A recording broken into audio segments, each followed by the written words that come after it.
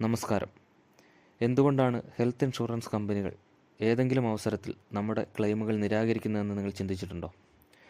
Policy എടുത്ത ആദ്യത്തെ 30 ദിവസത്തിനുള്ളിൽ അപകടം മൂലമുള്ള ചികിത്സാ ആനുകൂല്യങ്ങൾ മാത്രമേ നമുക്ക് ഹെൽത്ത് ഇൻഷുറൻസിലൂടെ ലഭിക്കുകയുള്ളൂ.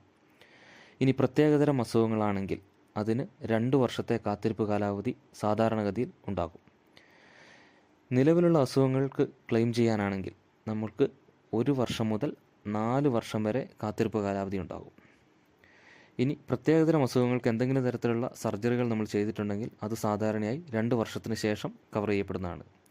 പോളിസി എടുക്കുമ്പോൾ നമുക്ക് അറിവുള്ള രോഗവിവരങ്ങൾ നമ്മൾ മറച്ചു വയ്ക്കാൻ പാടില്ല. അങ്ങനെ ചെയ്താൽ പിന്നീടുള്ള അവസരങ്ങളിൽ നമുക്ക് ക്ലെയിം നഷ്ടപ്പെടുന്നതിനും പോളിസി ക്യാൻസൽ ആകുന്നതിനും സാധ്യതയുണ്ട്.